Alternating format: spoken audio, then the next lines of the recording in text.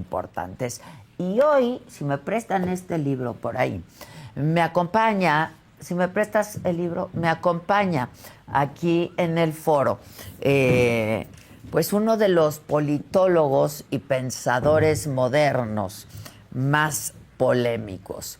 Es quizá el representante más conocido de lo que se llama la nueva derecha en el mundo hispanohablante. Unos lo consideran una especie de héroe, defensor de la libertad, la patria y la familia, pero para otros, pues ven en este hombre una amenaza antifeminista, nacionalista y conservadora. En este espacio, los micrófonos, y así ha sido siempre, puedo estar de acuerdo o no con él en algunos temas, pero siempre están abiertos para el diálogo, para el debate. Y yo desde hace mucho tenía mucho interés en conocerlo, en conversar con él y en presentárselos a todos ustedes. Él es el intelectual argentino Agustín Laje. Está con nosotros en el marco de la presentación de su más reciente libro, que es Globalismo, Ingeniería Social y Control Total. No sé si ahí lo están viendo, en el siglo XXI. Agustín, qué gusto finalmente conocerte. ¿Cómo estás? Qué gusto, Adela. Bueno, es un honor que me hayas invitado. Muchísimas gracias. No, al contrario, habrá puntos donde no estemos muy de acuerdo. Ningún problema. ¿No? Pero yo creo que de eso justamente se trata.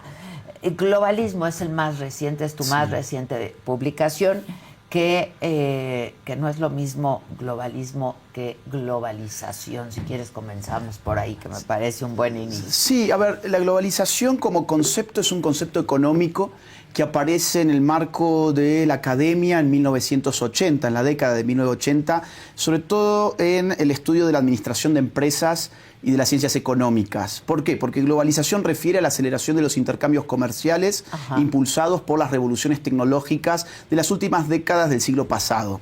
Ahora, el globalismo es que nadie se ha podido excluir realmente. Exactamente, ¿no? porque tiene una base tecnológica que tiene que ver con las tecnologías de los transportes, las tecnologías comunicacionales. Que nos ha acercado al mundo. Que nos ha acercado y achicado el mundo. Un pensador llamado Marshall McLuhan empezó a hablar por entonces de la aldea global, ¿no? Claro. O sea, el mundo se ha vuelto una suerte de aldea. Ahora, globalismo suena a globalización, pero no es lo mismo. Es una palabra mucho más reciente, mucho más vinculada al tipo de discurso de Donald Trump. Es una palabra que en todo caso empieza a florecer hacia el año 2016,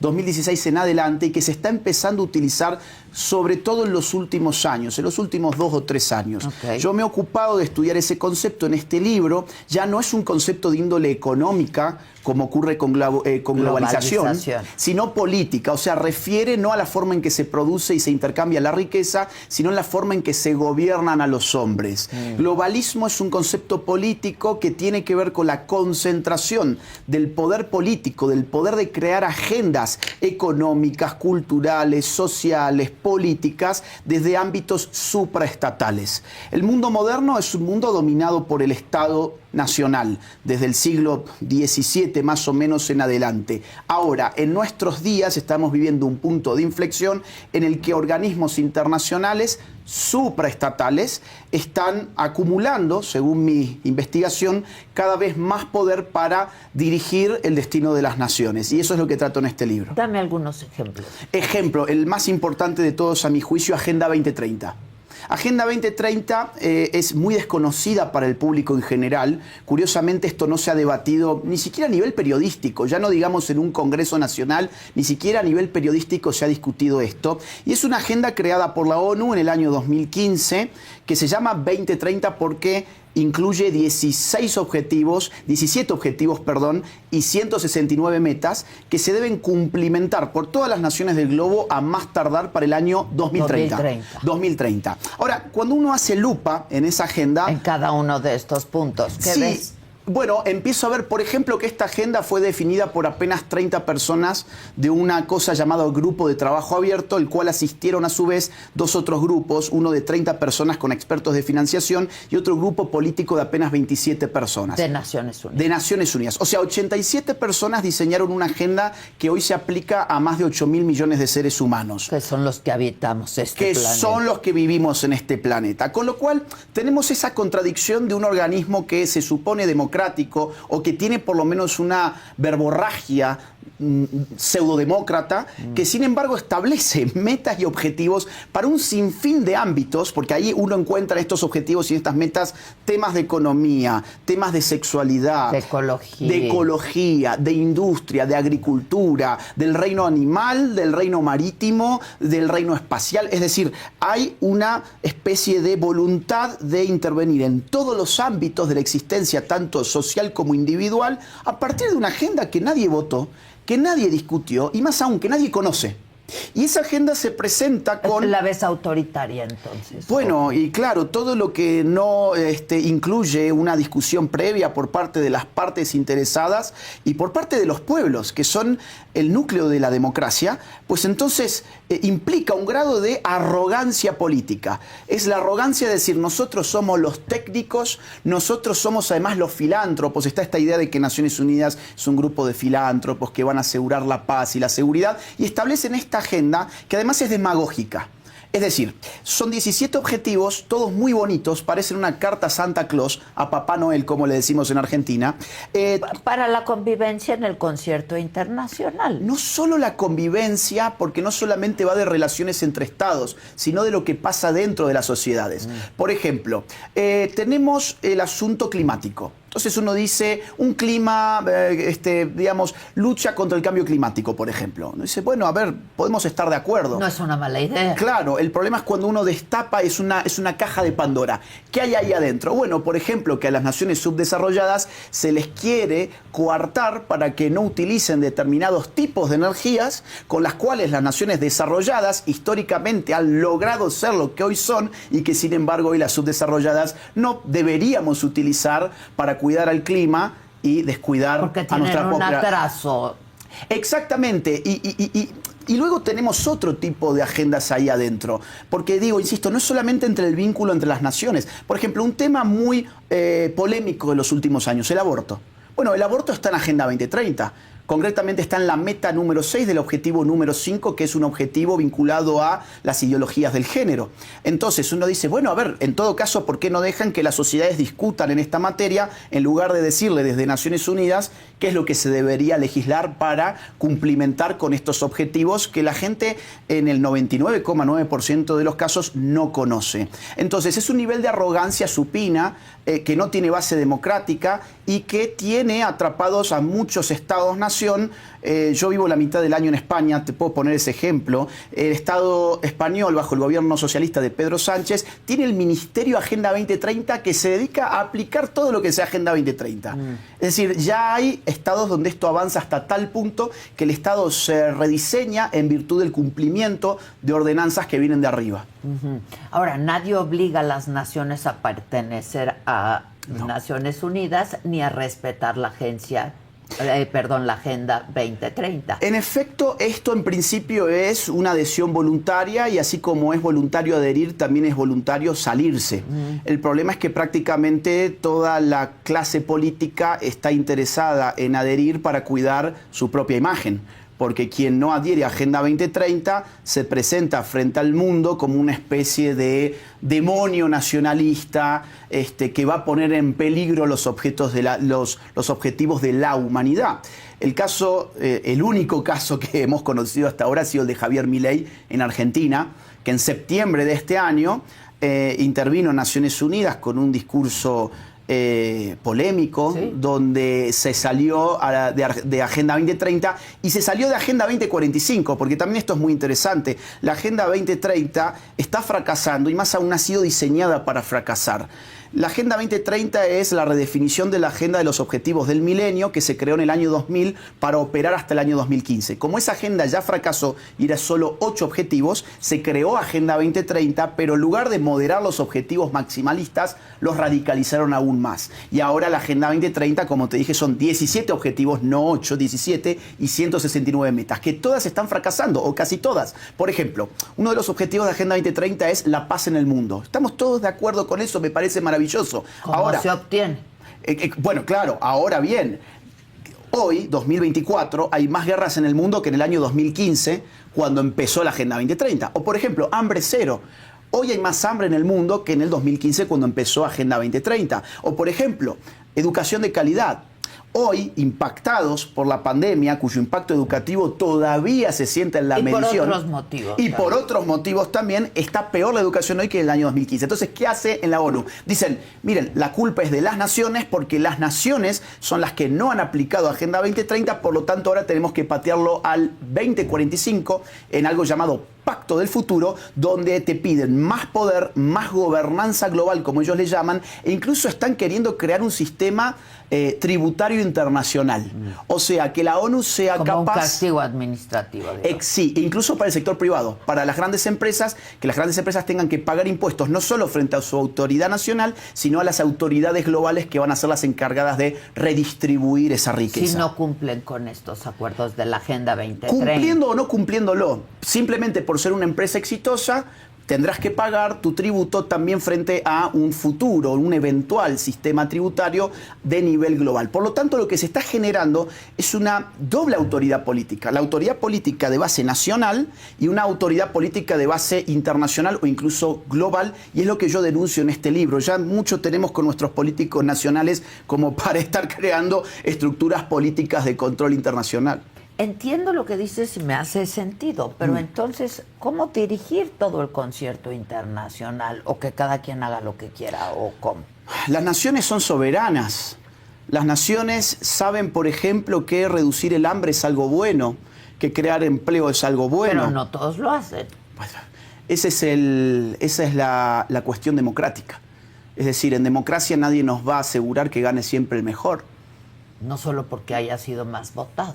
Exactamente. Entonces, acá al final del día hay que entender que el ser humano es una criatura falible, que no hay ningún sistema político perfecto y que la democracia abre sus puertas a los buenos y a los malos, y a veces ganan los malos. Ahora, frente a la eventualidad de que ganen los malos, crear otra autoridad política por encima de los malos, ¿quién me garantiza a mí que los malos no controlen esa autoridad política supranacional? A ver, vamos a la pandemia solo un segundo, porque yo sé que es un tema pasado, pero es el mejor ejemplo. Sí. Pero es el mejor ejemplo. ¿Quién elaboró las directrices para controlar lo que pasaba en las naciones durante el COVID-19? Un organismo internacional llamado OMS. La Organización Mundial de la Salud. Que se dijo y se desdijo prácticamente a cada semana que había que usar la máscara, que no había que usarla, que no se contagiaba a seres humanos, que sí se contagiaba, que había que lavar las bolsas del supermercado con no sé qué productos, que no, que en realidad no era así. Y después en el tema, de un tema muy polémico, yo entiendo que estamos saliendo por internet. Sí, ahora. Entonces no lo puedo decir de una manera abierta porque van a censurar esto, pero hubo un producto que se aconsejó, incluso se coartó en muchos lugares a la gente a que tenía que aplicarlo, un producto que incluso te podías quedar sin tu trabajo, no podías subirte a un autobús, no podías entrar a un supermercado o a un banco, no podías tomar un avión si no lo tenías a ese producto. ¿Te refieres a la vacuna? Sí, pero es un tema que, insisto, ya me han bajado muchas cosas en internet. Por los antivacunas, digamos. Sí, ¿no? Sí, pero a ver, ya se están multiplicando en todos lados las denuncias por lo que ha ocurrido. Insisto, estoy hablando con mucha clave porque no quiero poner en riesgo el tema. Pero esto te hace pensar que lo hacen por perversos o simplemente porque íbamos todos aprendiendo en el camino. Bueno, eso yo no lo sé porque no los conozco personalmente. Lo que sí te puedo decir es que las directrices vinieron desde allí. Ya el juicio de qué les motiva psicológicamente yo no lo sé, porque para eso tendría que conocerlos personalmente. Ahora, lo que sí sé es que las directrices partieron desde allí y que se aconsejaron ciertos productos que después la misma organización los retiró del mercado porque generaban efectos secundarios. ¿Y qué pasa con toda la gente que recibió esos efectos secundarios? Bueno, hoy están en juicio. En muchos países del primer mundo, digamos, no hablemos de... ¿no? Entonces, digo, las autoridades globales tienen cada vez más poder político. En este momento se está discutiendo algo llamado el Tratado de la Pandemia. El Tratado de la Pandemia implica que para una eventual próxima pandemia las naciones ya se hayan comprometido de antemano a ceder grandísimas cuotas de poder hacia esta misma organización llamada OMS. Organización que además no está financiada enteramente por los estados nacionales, está financiada por privados que tienen además intereses en la enorme industria farmacéutica que hoy está siendo puesta en cuestión en los Estados Unidos. Yo entiendo que estos temas a veces parecen de locos conspiranoicos, antivacunas, como vos mencionaste, pero hoy esto se está discutiendo en el país más poderoso del mundo. Que está bien que se discuta. Pero claro, porque tiene que ver con nuestros cuerpos y con nuestra salud. Digo, tendría que ser un tema de primaria importancia. Además hemos sabido que las redes sociales, y lo hemos sabido por parte de Mark Zuckerberg, o sea, uno de los hombres más poderosos del mundo, hemos sabido que el gobierno de Estados Unidos, en este mismo contexto del que estamos hablando, le coartó a Facebook, a Meta, a censurar cuentas que no tuviesen, digamos, el discurso oficial. Con lo cual, insisto, el globalismo es algo embrionario, como vos bien dijiste, es algo que recién está empezando a emerger. Se gesta apenas. Se está gestando apenas, y como la derecha, vos recién mencionabas en tu introducción, la derecha siempre llega tarde a todo. Entonces yo escribí este libro para tratar de llegar a tiempo a algo, que es el tema de lo que está pasando en el concierto internacional. A ver, háblame un poco, ahora hablabas Sí. del aborto, que está en la Agenda 2030 y ahora en la 45. ¿Qué tienes que decir de eso, por ejemplo? Mira, te puedo contar, por ¿Qué ejemplo... dice en la agenda con lo que no estás de acuerdo, por ejemplo? Bueno, dice, por ejemplo, que se tiene que aplicar todo lo que se ha convenido en la Conferencia Internacional de Población y Desarrollo del Cairo de 1994, que fue una conferencia en la que la ONU le pidió a los estados, a todos los estados del mundo, que legalizaran una gama completa de métodos de planificación de la familia y métodos de salud sexual y reproductiva que incluyen interrupción voluntaria del embarazo, como ellos le llaman al aborto, a más tardar para el año 2015. Esto fue del año 1994. Ahora, Agenda 2030 retoma eso, habiendo visto que muchos estados no tienen aborto legal, e implementa la idea de que tenemos que cumplimentar eso cuanto antes. ¿Por qué hay que cumplimentarlo? Eso sí se sabe, por ejemplo. Se sabe porque en esas mismas conferencias de población y desarrollo, la ONU ha venido agitando la tesis de que el mundo está superpoblado.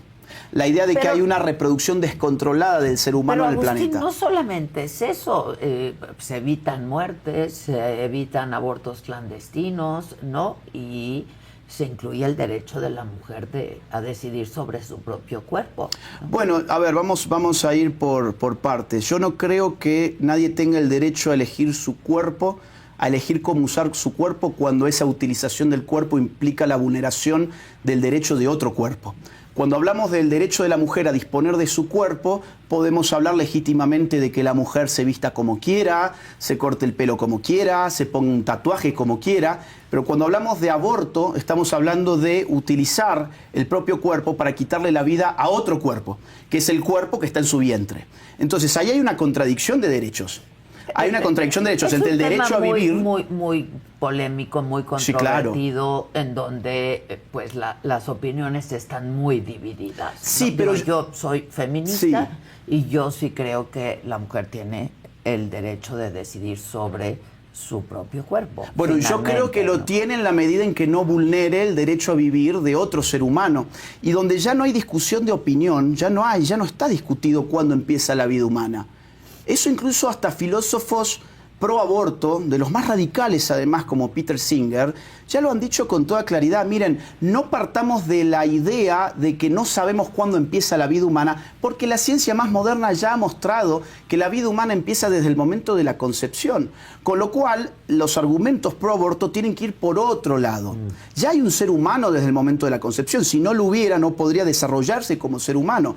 Y genómicamente es autónomo. Ese gen, esa carga genética, esa identidad genética que tiene el ser humano desde el momento de su concepción es distinta de la madre y de la del padre. Se sabe que ese cuerpo no es parte del cuerpo de la mujer. Por lo tanto, yo creo que hay una falacia cuando se dice que en el aborto la mujer...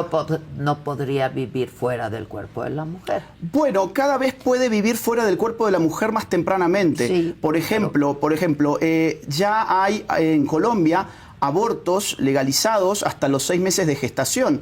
Y para la OMS, curiosamente, que es además una organización abortista, para la OMS ya antes de los 6 meses incluso el feto humano con la tecnología actual es autónomo o puede ser autónomo, puede continuar con su vida de manera extrauterina. Con lo cual, incluso en Estados Unidos hay estados donde el aborto se lleva hasta los 9 meses de gestación. Son pocos. Bueno, pero son. ¿Y qué implica eso? Es decir, no importa si son pocos o muchos, implica que está legalizada la práctica de quitarle la vida a un ser humano.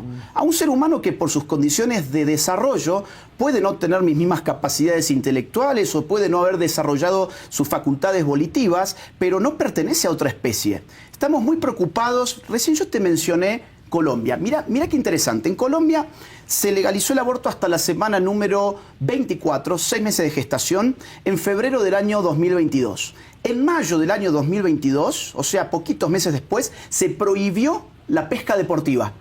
¿Por qué? ¿Qué es la pesca deportiva? Lanzo la caña, saco el pez, me tomo la foto con el pez y devuelvo el pez al agua.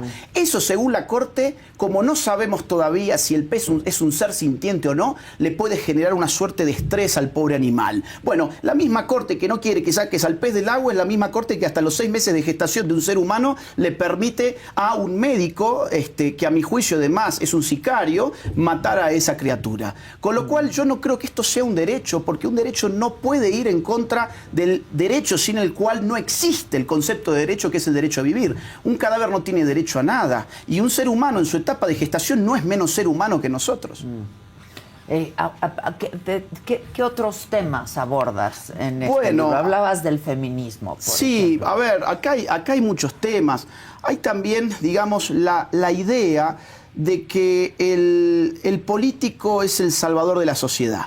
Y eso es algo que reproduce también la Agenda 2030. La idea de que la economía tiene que ser perfectamente intervenida, digitada, diagramada por la casta política. Que por lo tanto, para reducir la pobreza o para aumentar el empleo, tenemos que tener sistemas económicos que tiendan a la socialdemocracia o, digamos, al marco económico típicamente keynesiano. Bueno, esto fue uno de los motivos por los cuales Javier Milei se salió de la Agenda 2030, diciendo, oigan, en realidad los políticos han sido una máquina de impedir la creación de riqueza.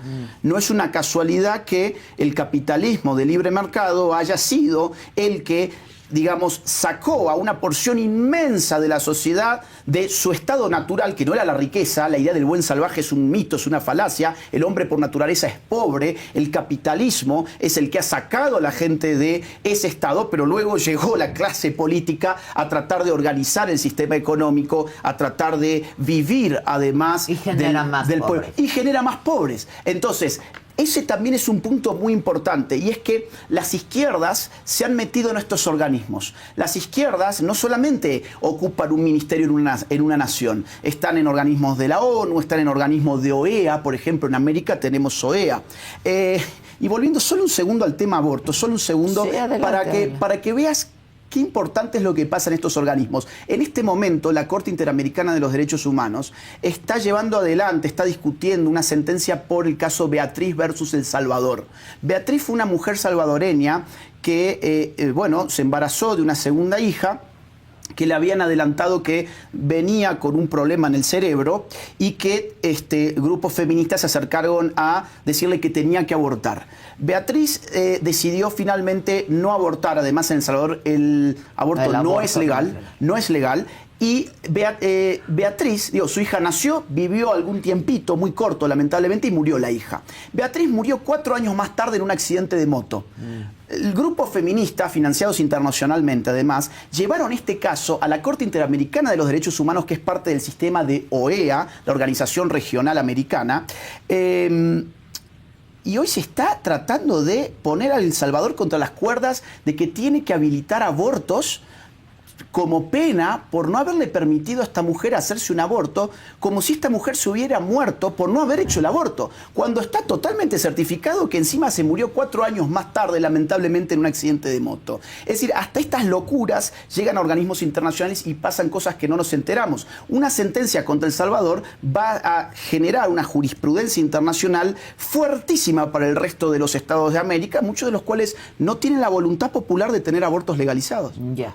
Ahora, querías regresar al tema. El feminismo, por ejemplo, y el movimiento feminista. ¿Qué me dices de esto, más allá del aborto? No, está bien. Mira, a ver, en primer lugar habría que definir qué es el movimiento feminista.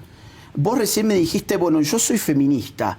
¿Qué entenderías vos por eso, por ejemplo? Yo no pertenezco a ningún grupo feminista, pero defiendo pues los derechos de la mujer que antes no eran ni siquiera reconocidos, por ejemplo, ¿no? Sí. Y que hoy en día en algunos lugares siguen sin ser reconocidos. Sí, ¿como cuáles, por ejemplo? A una vida libre de violencia, claro, a una vida igualitaria, bien, pero igualdad en oportunidades. Ok, etcétera. Pero esos derechos ya están legislados.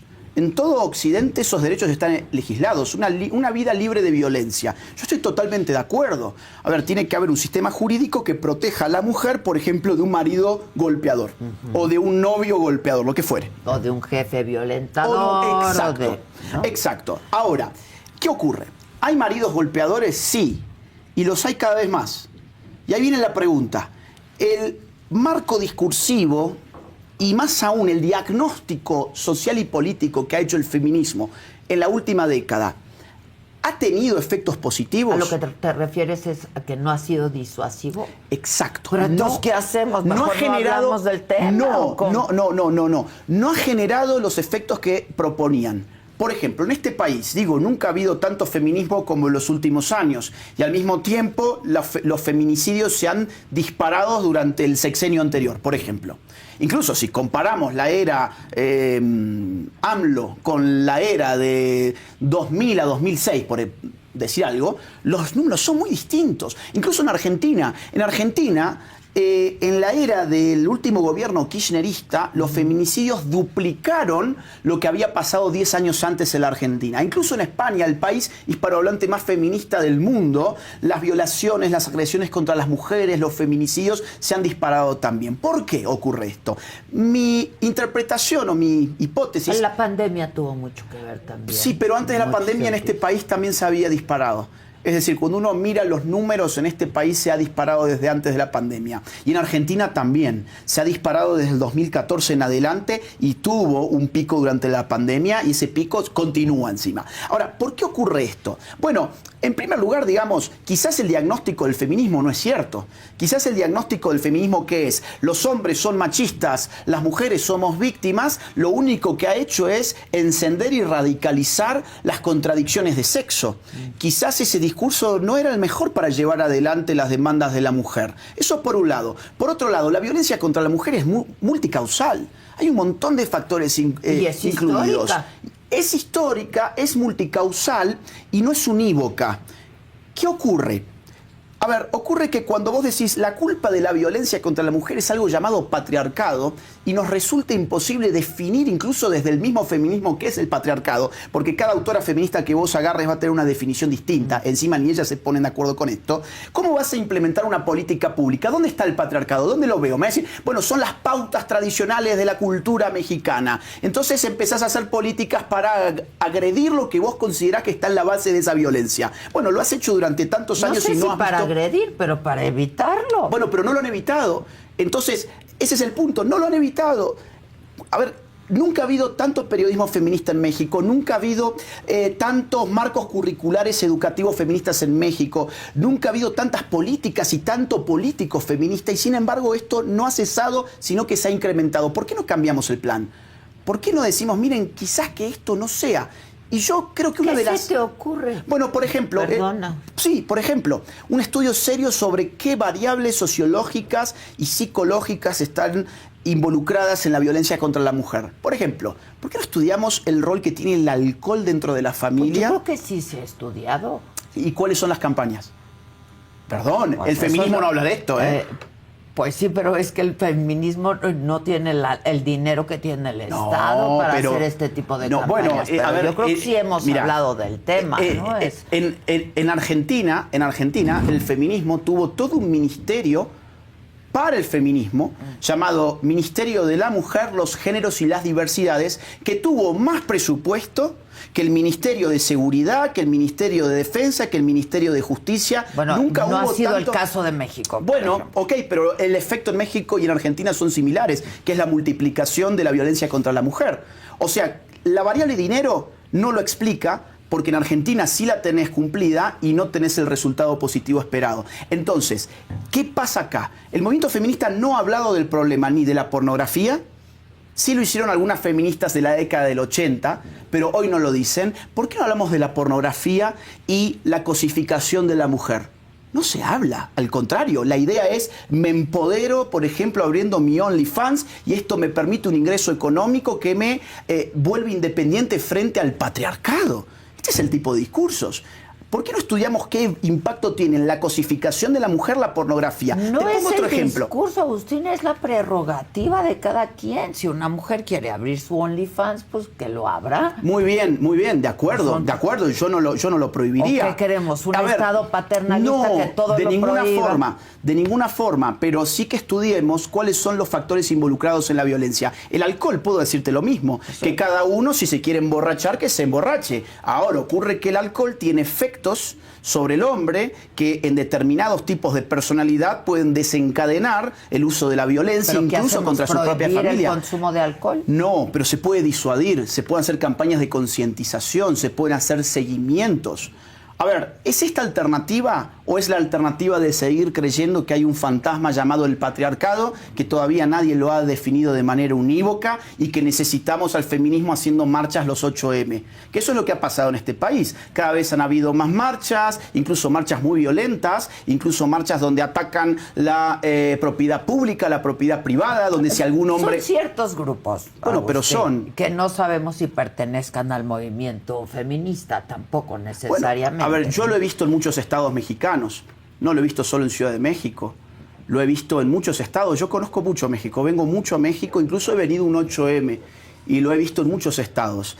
Yo te diría, el movimiento feminista ha fracasado, su paradigma no ha generado buenos resultados y además han generado otro resultado adicional, que es el de diluir el concepto de la mujer. El feminismo ha traído algo llamado ideología de género consigo, que supone que la identidad sexual es autodefinible, que yo puedo determinar mi propia identidad sexual con arreglo a mi mera autopercepción.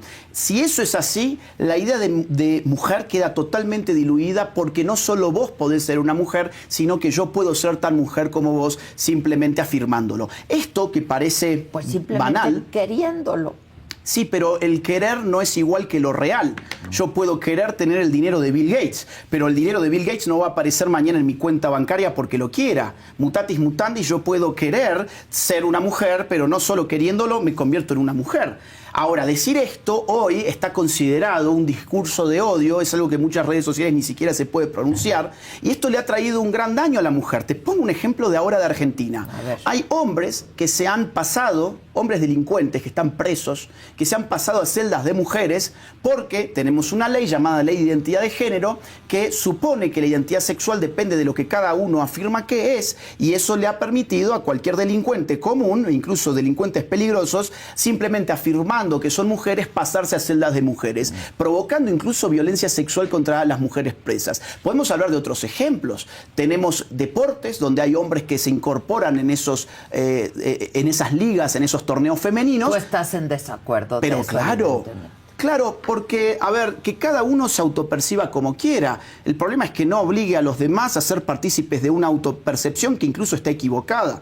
La autopercepción sexual, con arreglo a la realidad biológica del cuerpo, es una autopercepción verdadera. Una autopercepción desarraigada de la realidad biológica es una fantasía que cada quien tiene el derecho a tener, pero no a imponer a través del Estado de los demás. Entonces, volviendo al tema globalista, vos vas a ver que ese marco ideológico impregna todos estos organismos de los cuales estábamos hablando. Por empezar, ONU Mujeres. ONU Mujeres, que es el organismo especializado de Naciones Unidas para la ONU, para el tema mujer, ha sido promotor de esta ideología. En la Cuarta Conferencia de la Mujer de 1995 en Beijing, obligó, o más o menos coartó, digamos así, a todos los estados del mundo a incorporar algo llamado perspectiva de género de manera transversal. ¿Sí? Los estados no conocían qué era esto. En 1995 el concepto género era lingüístico, no era sexual. Pero fuimos aprendiéndolo. Bueno, camino, a ver, ¿no? Yo diría, no fueron aprendiéndolo, sino que se fue imponiendo. Se fue imponiendo a tal punto de que, otra vez, cuando a Naciones Unidas se le preguntó qué significa género, enviaron a un grupo de expertos a Nueva York durante 3 días a discutir qué significaba género para aclararle a los estados qué significaba esta palabra, y la respuesta vino en 3 carillas donde decía básicamente lo siguiente: género significa lo que siempre ha significado género en el contexto de las Naciones Unidas. Punto final. No lo definieron, fue tautológico, y de hecho nunca antes de esa conferencia del 95 se había hablado de sexo en términos de género, con lo cual incluso habían mentido. Entonces, el problema del globalismo es ese: trae políticas sexuales, políticas climáticas, políticas económicas, políticas culturales, políticas sociales que los pueblos no discutieron. No discutieron, por lo menos en el Concierto de las Naciones, y que incluso discutiéndolas es muy probable que nadie se ponga de acuerdo, porque cada sociedad tiene sus particularidades, su identidad, sus costumbres, sus valores, su propia historia, como para querer homogeneizar a las personas a lo largo y ancho del globo en virtud de lo que un grupo de tecnócratas e ideólogos dicen que debería ser. Expertos, se supone.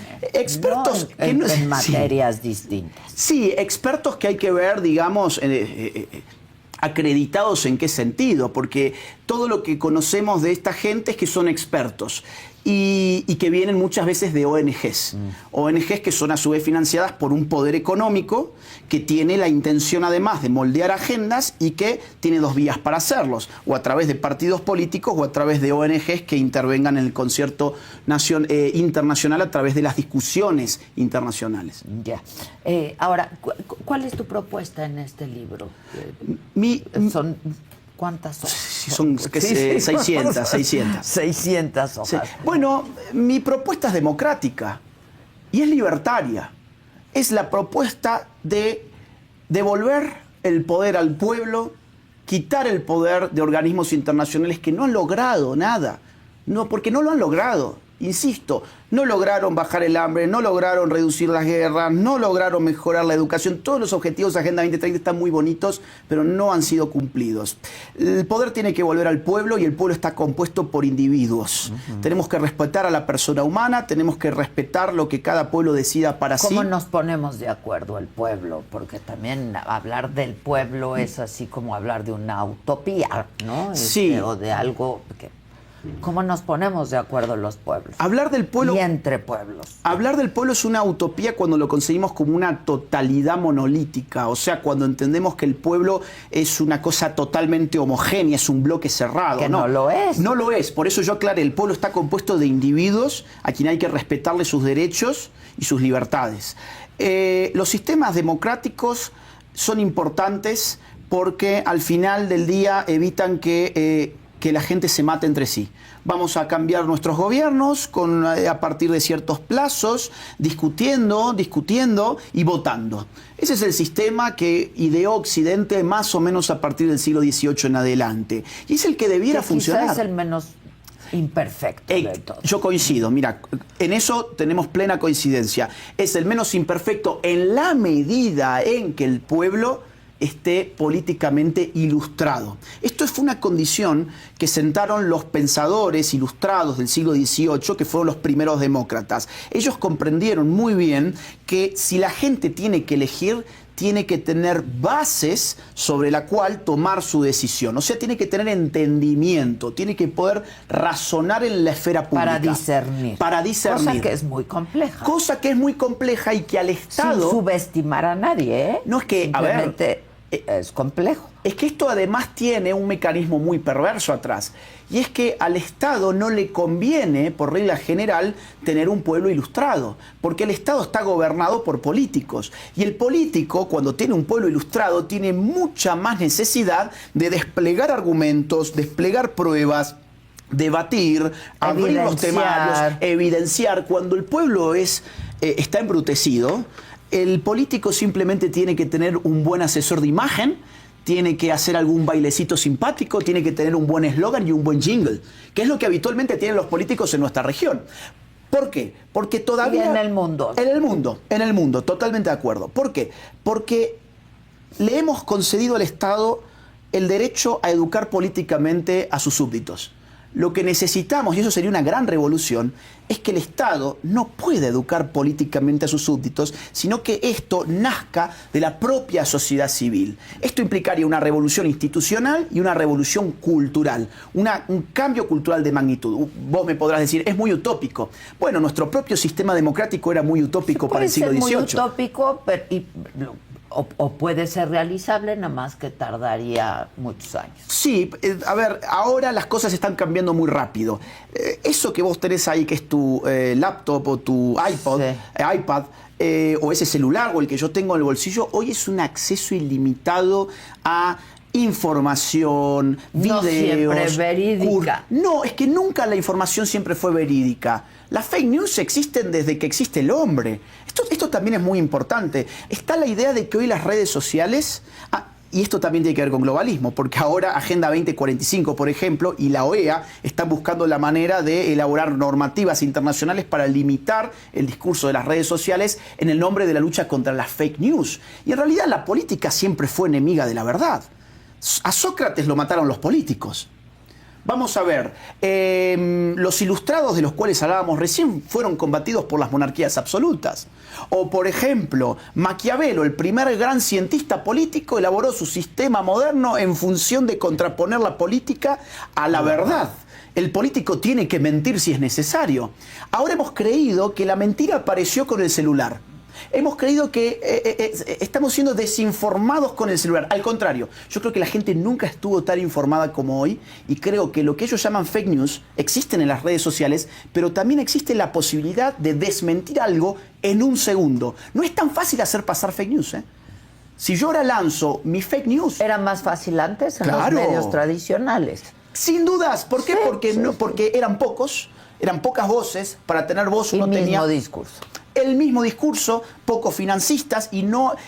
A ver, y el ciudadano de a pie estaba condenado a estar sobre su sillón mirando una pantalla que le hablaba y él no tenía retorno. Esto ha democratizado la información. Y nos quieren aterrorizar con la idea de que con eso estamos menos informados que nunca y es exactamente al revés. Hay un bombardeo de información. Estamos súper informados, digamos. Y ahí depende... En donde hay de todo. Hay mucho ruido en la red. Sí, ¿no? Y ahí, a ver, la libertad siempre tiene sus peligros.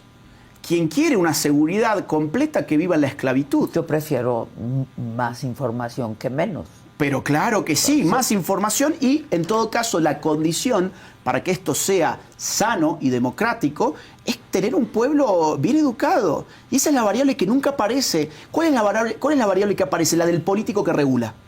¿Por qué le interesa al político regular? Y porque eso le permite ampliar la burocracia. Eso le permite más impuestos, más ministerios, más departamentos, más secretaría, más intervención. Ahora, cuando decimos, oigan, en realidad el problema no son las redes sociales, sino el problema en todo caso son personas que no saben diferenciar lo que ocurre en las redes sociales, bueno, ahí podemos ir por otro camino. ¿Y qué habría que hacer? ¿Campañas de información? ¿Quién las hace? ¿El Estado? Sí, pero yo no se lo daría al Estado. Yo diría, acá hay sociedad civil que tiene que, digamos, ponerse los pantalones, crear iniciativas, fundaciones, think tanks, asociaciones civiles para... Pero a las que tú también pones en entredicho porque están financiadas por alguien. Sí, a ver, cuando vos tenés todas las revisores de fake news siendo financiadas por algo llamado Open Society Foundations, tenés un problema político que es el monopolio de la verdad. ¿Cómo se contrarresta eso? Bueno, con fundaciones que no te estén financiadas todas por la misma organización. Hoy en día la realidad es esa que vos mencionaste, es que prácticamente todos los fact-checkers, como se les llaman, están financiados con dineros de alguien llamado George Soros. Esto aparece en sus bases de datos, es muy simple entrar y analizarlo. Y eso sí es un peligro, porque se supone que van a decir que fake news lo que a su financista le interesa y viceversa no van a desmentir lo que a su financista no le interesa. Entonces, si uno pluraliza el ámbito de las fundaciones y de las iniciativas que se dedican a monitorear lo que ocurre en redes sociales, eso sería mejor. Pero incluso hasta te diría más, hay iniciativas individuales. Hoy, más que un fact-checker, a ver, un Joe Rogan, por decirte algo, tiene mucho más impacto que un fact-checker. No sé, hay... Pero son casos muy únicos y muy excepcionales. Pero cada vez hay más, ¿eh? Cada vez hay más influencers, cada vez el público se va repartiendo más y además ideológicamente hay cada vez más pluralidad también en redes. Desde que X o ex Twitter levantó las prohibiciones a un montón de tipos de discursos políticos, la realidad es que se pluralizó dentro de X las ideologías y además las otras plataformas como YouTube o incluso como Meta tuvieron que bajar los decibeles con los niveles de censura a tal punto que Mark Zuckerberg salió a pedir perdón. Pero sigue sobre habiendo todo para ciertos temas como los que hemos hablado. Como lo que estamos hablando. Ahora, la gente, ¿por qué tendría que leer este libro? Porque es el tema del globalismo. Porque es un tema que va a marcar los años que vienen. Vuelve Trump a la Casa Blanca. En el sur ha ganado hace un año un señor llamado Javier Milei, que está planteando una agenda novedosa, por no decir la revolucionaria. ¿Tú asesoras a Milei? ¿Eres asesor político? Mira, yo soy muy amigo de él desde hace muchos años. Converso con él sobre todas estas cuestiones desde hace años, no desde que él ganó. Hemos dado conferencias juntos, él ha presentado libros míos en ferias del libro y yo actualmente dirijo la Fundación Faro, que es la fundación que va a formar a los políticos y a los cuadros técnicos y culturales. ¿Quién financia esa fundación? Es totalmente privada. De hecho, acabamos de tener la inauguración con una cena donde hemos invitado a los empresarios de Argentina a comprometerse a sostener económicamente la fundación. Nosotros somos libertarios. Que tienen sus propios intereses.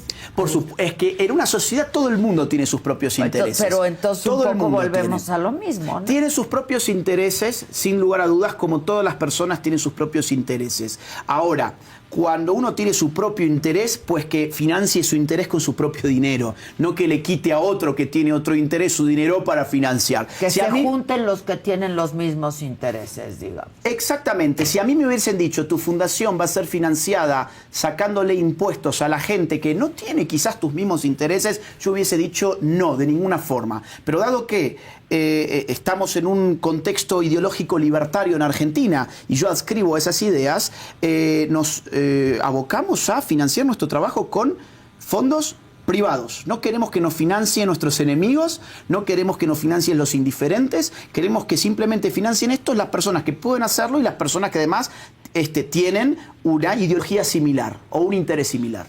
Ya. Ahora, ¿es para todo el público?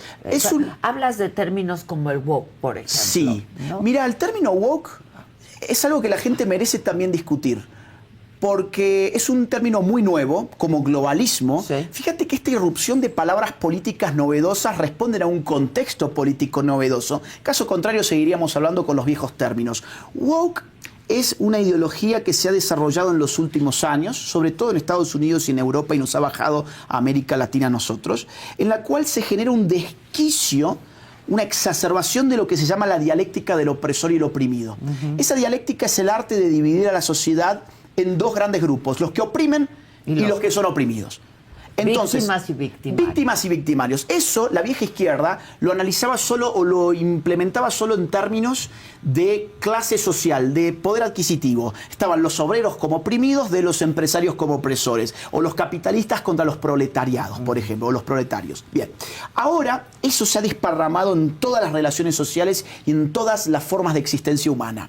Por ejemplo, si hablamos en términos de sexo, recién hablábamos de eso. El hombre es el opresor, la mujer es la oprimida, el sistema de opresión se llama patriarcado. Si hablamos de orientación sexual, el homosexual es el oprimido, el heterosexual es el opresor, el sistema se llama heteronormatividad. Si hablamos de identidad de género, que también lo hablamos recién, el opresor es el cisgénero, el oprimido es el transgénero y el sistema de opresión se llama cisnormatividad. Si hablamos de etnia, quien tiene ascendencia indígena es oprimido por quien tiene ascendencia europea. Si hablamos de razas, el negro es oprimido por el blanco a través del racismo. Y el conquistador. El conquistado y el conquistador. Incluso, en términos de peso, en Estados Unidos ya existe algo llamado Fat Studies. En las universidades, algo llamado estudios de la gordura.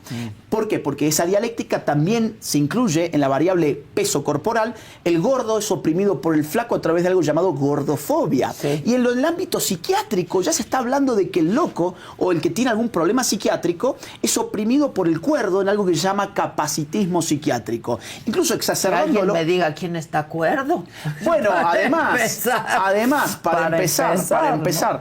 Y incluso en términos de especie, el ser humano oprime algo llamado Pachamama o algo llamado Madre Tierra o Reino Natural en un sistema de opresión que se llama especismo. En este país hay movimientos antiespecistas, por ejemplo. Entonces, ¿qué pasa con esta dialéctica opresor-oprimido que se transforma en wokeismo cuando se desparrama por doquier? Fragmenta una nación. Porque la disputa política ya no es entre el ciudadano y su autoridad política, el Estado. Es entre unos y otros. Eso es entre papá y mamá. Por eso se habla de la polarización. Exacto. De las sociedades polarizadas, enfrentadas. Viniste a fragmentar la sociedad y a esa sociedad le vas a ofrecer un salvador. ¿Quién es el salvador? El político.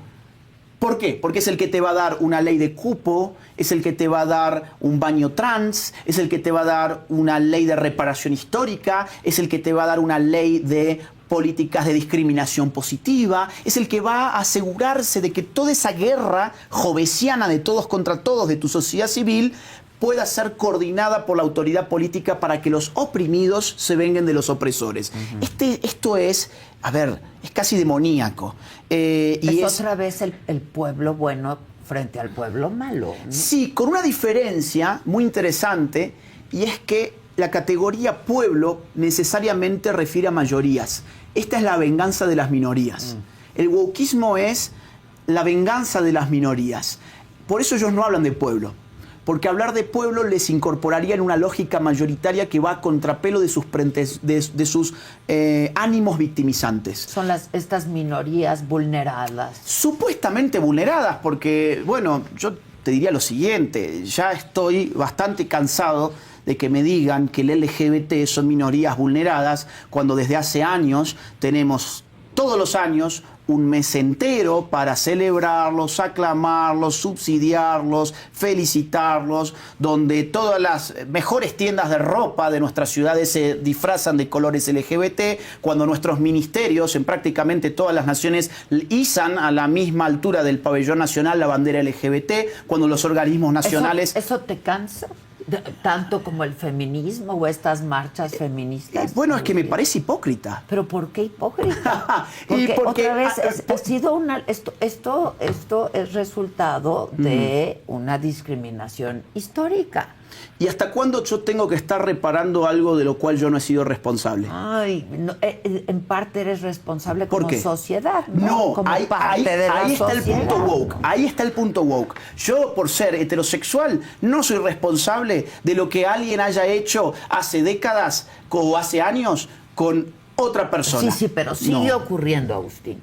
Sigue ocurriendo. Siguen ocurriendo los asesinatos, las muertes de la gente que sí son son sociedades vulneradas. Eso ocurre en un montón de rangos societales, en un montón de categorías societales. Del LGBT. Sí, bueno, justamente para poner el punto. Por eso. A ver, te pongo un dato que es muy interesante. INEGI, que es el Instituto Estadístico de este país, ha estudiado hace algunos años los niveles de discriminación en este país. Bueno, en la lista de los sujetos discriminados o de las categorías sociales discriminadas, el último puesto se lo llevó por motivos de orientación sexual. Y uno de los primeros puestos se lo llevó por religión.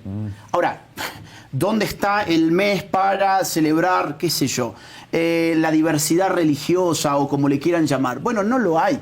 ¿Por qué? Porque hay una fijación con estos temas, porque son parte de la agenda. Llevamos años con la idea de que estos grupos son víctimas perpetuas, que vos mismo lo has dicho, bueno, yo tengo una responsabilidad. No, en realidad yo no tengo ninguna responsabilidad. Yo nunca golpeé a un homosexual, nunca maté a un transexual, nunca discriminé, por ejemplo, impidiéndole el acceso a un espacio público a un transexual en mi vida. Entonces, ¿por qué yo me tengo que hacer cargo en nombre de una abstracción llamada la sociedad?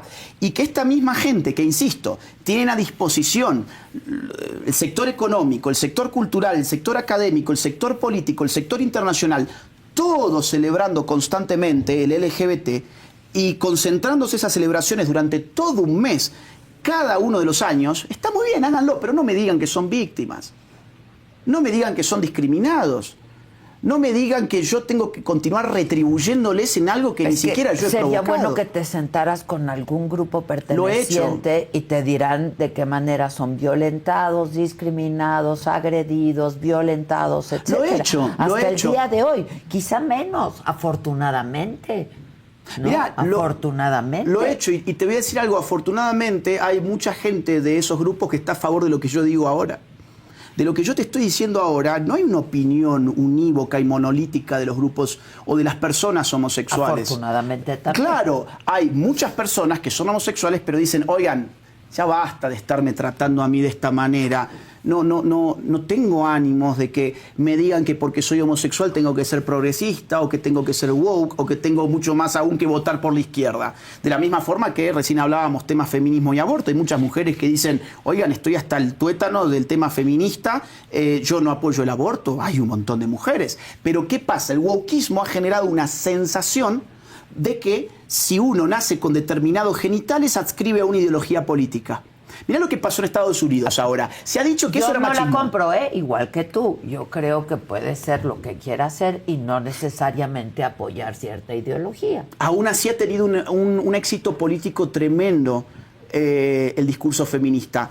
Cuando uno analiza los resultados políticos de los últimos 20, 30 años, vas a ver que en el momento en que irrumpe y se viraliza el discurso feminista, ¿qué ocurre con las votaciones? La mujer se inclina hacia la izquierda.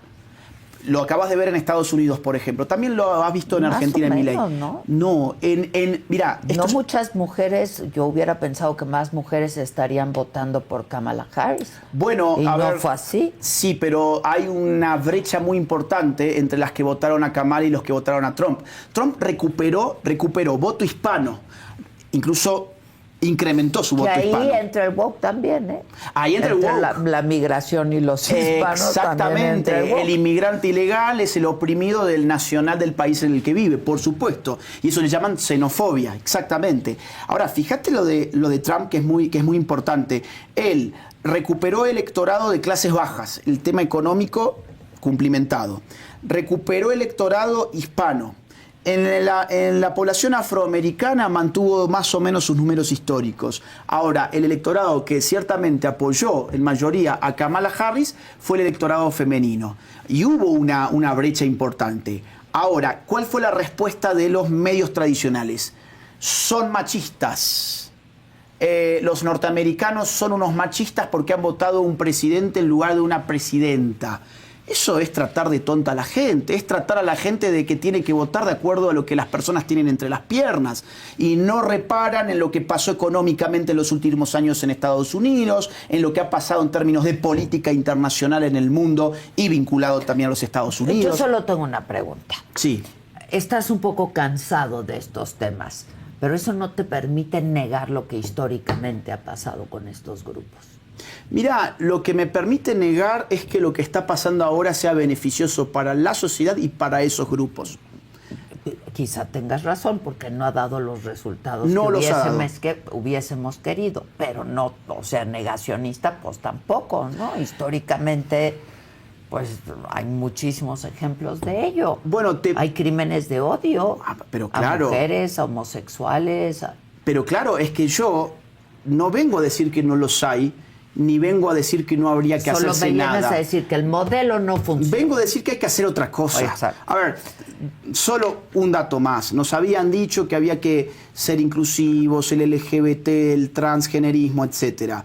Bueno, miremos Estados Unidos, los estados más demócratas, los más incluyentes con el LGBT, no han disminuido las tasas de suicidios del Como LGBT. la ciudad del santuario, digamos, ¿no? San Francisco, por ejemplo. Por ejemplo. No han disminuido los suicidios LGBT. Entonces, ¿qué está pasando? ¿Realmente estamos tratando de solucionar los problemas o estamos tratando de vender mercancías con banderitas multicolor? ¿O estamos tratando de condicionar al electorado de que tiene que votar por lo que tiene entre las piernas, por cómo se autopercibe o por con quién se acuesta? ¿O tenemos que condicionar al electorado para saber de qué color es su piel? Porque también la comunidad afroamericana en Estados Unidos no ha estado mejor en los últimos 4 años que en los otros 4 años, económicamente por empezar. Entonces, al final del día, creo que el wokismo genera ruido en la sociedad, genera lucha intrasocial y nos aísla de las verdaderas discusiones políticas. Ya. Que eso es lo que vamos a encontrar en este libro. Eso van a encontrar globalismo, wokismo, qué es el progresismo. ¿Tú qué estudiaste? Yo soy licenciado en ciencia política, soy magíster en filosofía además y estoy haciendo un doctorado en filosofía. O sea, y eres combino muy ambos. Joven. Yo tengo 35 años. Sí, eres muy joven. Este es el 6º libro que publico. Lo sé. Y vienes a México a presentar el libro, vas a estar dando conferencias. Sí, voy a estar en Ciudad de México el día 6 de diciembre, ya. A fin de semana, sí, viernes o sábado. Exactamente. Voy a estar el día 5, empecé de adelante hacia atrás, el 5 en Morelia y el 4 en San Luis Potosí. Voy a estar en estas 3 ciudades, 3 ciudades, ustedes pueden encontrar los datos de las presentaciones en mi Instagram, que está ahí subido todo. Ya. Y tu Instagram es Agustín Laje. Agustín Laje. Pues, y el libro además se encuentra en todas las librerías de México, o prácticamente todas. 6º libro publicado. Es el 6º libro. Muy joven.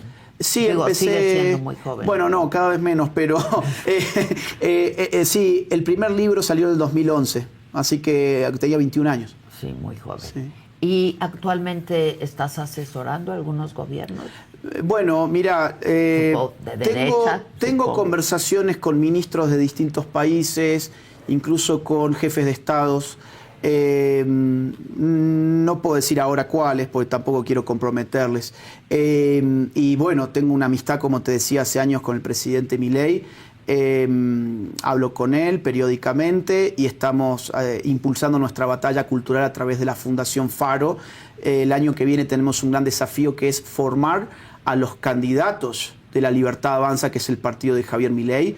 Vamos a formar a la gente que va a ir al Congreso a defender las ideas de la libertad para que no siga ocurriendo lo que habitualmente ocurre en nuestros países, que es que los diputados y los senadores llegan allí sin saber ni dónde están parados. Así que tenemos un desafío muy interesante con la Fundación Faro y ese es el rol que yo tengo por ahora. Es un rol intelectual, es un rol de lo que llamamos batalla cultural, pero con impactos políticos. Es decir, yo no soy un escritor es que si no puedes en el aire. incidir, ¿no? Exactamente, pero hay, escritores que escriben de manera... No, yo escribo con finalidades políticas y además le anticipo siempre al público, miren, yo soy un escritor de derechas, si les gusta o si no les gusta, de cualquier manera están invitados a leerlo o a no leerlo, cada uno es libre. Yo creo que siempre hay que leer de todo, ¿no? Yo coincido, de hecho mi formación ha sido en izquierdas, en universidades de izquierdas y en colegios de izquierda. ¿Y dónde das el viraje? ¿En qué momento? Bueno, cuando empecé a dudar de lo que me decían y empecé a leer otra biblioteca y a darme cuenta que cuando les cuestionaba algo los docentes de izquierdas se incomodaban mucho y en lugar de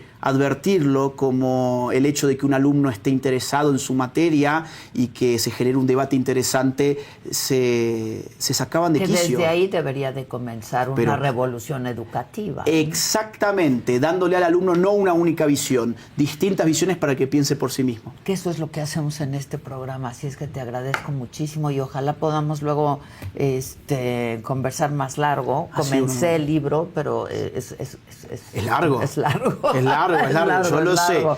Pero si me dejas tus datos, creo que nos pusimos de acuerdo a través del editorial, pero si me dejas tus datos, a lo mejor podemos hacer una charla mucho más larga y más elaborada. Para mí es un honor, te agradezco mucho. Igualmente, muchas gracias. Gracias, Agustín, te lo agradezco mucho. Nosotros aquí continuamos, por ahí viene el resto del equipo y todavía tenemos mucho que que comentar. Ojalá me dejes tu contacto con o todo que gusto. te den el mío y platicamos Así más será. largo. Muchísimas gracias. Que disfrutes. Y ya luego hablamos de México también, que me parece que es muy interesante lo que está pasando en México. Es muy interesante y va a ser además la contracara del otro proceso que está ocurriendo en nuestra región, que es el auge de las nuevas derechas. En este país Si apareció... son las nuevas derechas, pues ahí está Bukele, ahí está Exacto. Milei. Y ahí está Trump. Y aquí está el Grupo de Puebla. Y el Grupo de Puebla, es cierto. Que el Grupo de Puebla es de izquierdas, es la nueva cara del Foro de Sao Paulo, creado en 19, después de la victoria de López Obrador del 2018. Este país va a ser contrapeso a lo que son las nuevas derechas en América. En el resto de América. En América, así que tendremos dos visiones muy encontradas para advertir. Y mucho de qué hablar. Así Muchas será. gracias. Gracias, Gracias, Agustín. Te agradezco muchísimo. Pues pásenle.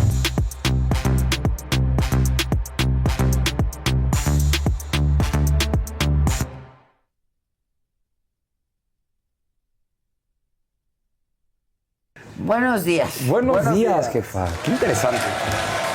Siempre es interesante, ¿verdad? Sí. Interesante y enriquecedor. Pues claro. Es muy hay que importante aprender de todo. De todo, De sí. todo, sí. Y de otros Puedes temas. o no estar de acuerdo, pero puedes aprender de todo. Sí, sí, veo mucho a Agustín en YouTube. Muchísima gente sigue a Agustín Laje, Sí. muchísima gente. Yo- a pesar de no estar de acuerdo con él. Sí, sí, sí. Quizá por eso. Creo que había un dato ahí que googleamos casi el 99% de las veces, 90 y tantos por ciento de las veces, algo que ya sabemos pero queremos reafirmar. Y nunca estamos buscando algo contrario a lo que creemos, pues. O sea, ni políticamente, bueno, hasta futbolísticamente, ¿no? O sea,